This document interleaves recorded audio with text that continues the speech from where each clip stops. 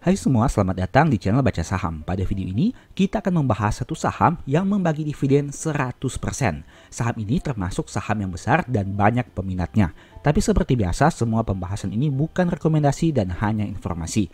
Ingat, kerugian kamu tanggung sendiri ya.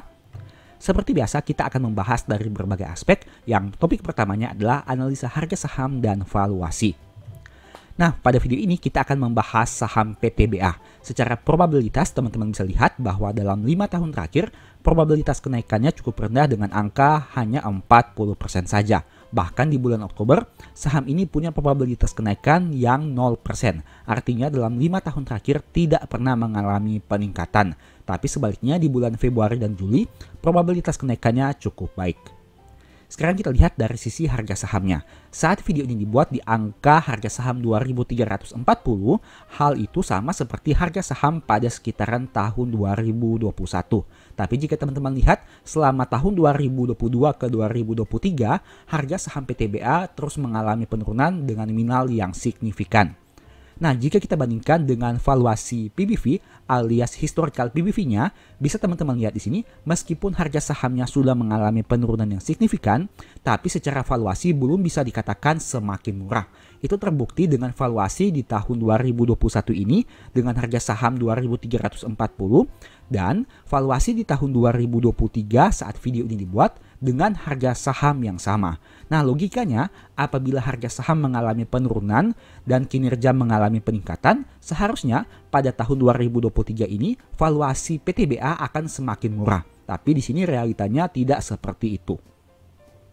Nah, jika dibandingkan dengan pertumbuhan kinerja ekuitas, harga saat ini di angka 2.340 menurut saya pribadi sudah wajar. Artinya tidak termasuk angka yang murah. Tapi seperti biasa ini merupakan hanya asumsi saya pribadi. Bisa benar, bisa juga salah. Topik kedua, proyeksi dividen. Seperti yang teman-teman tahu, PTBA merupakan salah satu saham yang rutin membagi dividen besar setidaknya dalam beberapa tahun terakhir. Jika di tahun 2023 ini, dividennya adalah 1094 dan jika kita proyeksikan dengan EPS yang mengalami penurunan 59%, maka proyeksi dividen di tahun 2024 hanya 438. Ini pun jika mereka membagi keseluruhan laba sebagai dividen, alias dividen payout ratio adalah 100%. Tapi menurut saya pribadi, hal ini cukup sulit mengingat PTBA mengalami penurunan yang luar biasa secara kinerja di tahun 2023 ini. Apalagi kinerjanya diproyeksikan jauh lebih rendah dibandingkan tahun 2021. Nah, secara yield dividen, maka jika sebelumnya yieldnya adalah sekitar 46,8, diproyeksikan yield dividennya menjadi 18,7% dengan harga saham 2.340. Tapi ingat, ini jika dividen payout rasionya 100%. Artinya ada kemungkinan yieldnya lebih rendah dari angka yang tercantum di video ini. Topik ketiga, kinerja Q3 tahun 2023. Pertama dari aspek kasnya berjumlah 5,3 triliun rupiah dan jika kita bandingkan dengan saldo liabilitasnya sebanyak 16,5, angka saldo kas ini belum mampu mengcover seluruh hutangnya, terutama hutang jangka pendek yang akan jatuh tempo kurang dari 1 tahun dengan nominal 10,1 triliun rupiah. Jika kita bandingkan saldo liabilitas dan ekuitasnya, dari perusahaan ini adalah 86%, yang artinya total hutangnya masih lebih rendah dibandingkan total modal yang mereka miliki.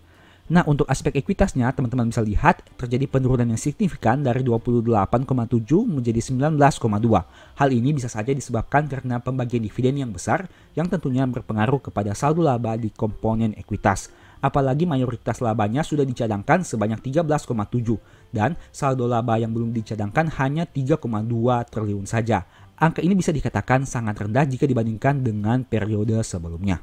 Sekarang kita bahas dari aspek laba ruginya. Pendapatan perusahaan mengalami penurunan yang cukup besar dibandingkan tahun 2022, tapi beban pokoknya malah mengalami peningkatan. Nah, untuk kondisi seperti ini, mayoritas perusahaan-perusahaan batubara, teman-teman akan dapati kondisi seperti ini juga. Mengingat kinerja perusahaan ini tentu saja dipengaruhi oleh harga batubara dunia dan banyaknya royalti yang harus mereka bayarkan.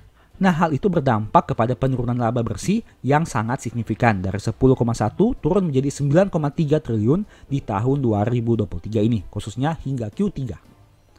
Topik keempat, poin tambahan. Ini merupakan salah satu yang teman-teman harus ingat karena PTBA ini ekuitasnya bisa dikatakan sulit tumbuh karena sering membagi dividen yang besar. Apakah dampaknya? Dengan ekuitas yang sulit tumbuh akan berdampak kepada PBV saham ini. Seperti yang sudah saya bahas sebelumnya, meskipun harga saham mengalami penurunan, tapi secara PBV tidak bisa dikatakan murah. Karena PBV mengalami penurunan khususnya dari aspek ekuitasnya. Yang teman-teman bisa lihat di sini, penurunannya cukup besar dari 12,5 menjadi 3,2 khususnya untuk saldo laba yang belum dicadangkan. Itu merupakan salah satu poin minus yang teman-teman harus pertimbangkan. Nah, kedua, teman-teman bisa lihat bahwa dividen PTBA ini sangat besar dengan angka 100% dari perolehan laba bersih, setidaknya untuk tahun dividen 2023. Itu artinya hal inilah yang berpengaruh kepada pertumbuhan ekuitasnya.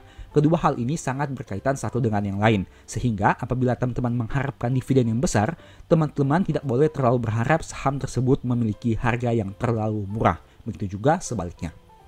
Topik kelima, poin minus tentang saham ini. Yang pertama, kepemilikan saham oleh top manajemen sangat kecil. Bisa teman-teman lihat di sini untuk detailnya. Dan hal ini juga bisa memiliki sentimen negatif. Poin kedua, pertumbuhan ekuitasnya lambat. Seperti yang sudah kita bahas tadi, karena sering membagi dividen yang besar, otomatis pertumbuhan ekuitasnya menjadi lebih lambat. Pertumbuhan ekuitas yang lambat akan berdampak kepada valuasi khususnya dari aspek PBV-nya. Poin ketiga, kinerja perusahaan sangat dipengaruhi harga komoditas dan isu yang berkembang. Sehingga untuk memiliki saham ini teman-teman harus siap menerima apabila terjadi perubahan harga komoditas maupun isu yang berkembang saat itu.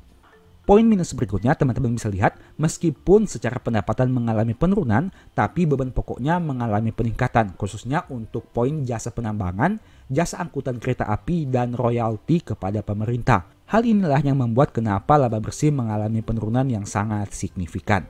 Poin minus berikutnya, dalam 5 tahun terakhir, harga saham PTBA masih turun 43%, dan bahkan di tahun 2023, harga sahamnya turun 36%. Itu artinya secara kinerja harga saham, PTBA ini bisa dikatakan sedang downtrend. Demikianlah pembahasan singkat saham PTBA. Selalu ingat bahwa video ini bukan rekomendasi dan hanya edukasi. Segala risiko kerugian menjadi tanggung jawab kamu sendiri. Di video berikutnya kamu ingin dibahas materi apa lagi? Tulis di kolom komentar ya. Sebagai informasi, berikut ini beberapa list ebook baca saham. Pertama, strategi nabung saham. Kedua, the stock market. Dan yang ketiga, cara cepat analisa laporan keuangan. Untuk detailnya, silakan chat saja pada nomor WA yang tercantum. Sekian video ini, semoga bermanfaat. Thank you.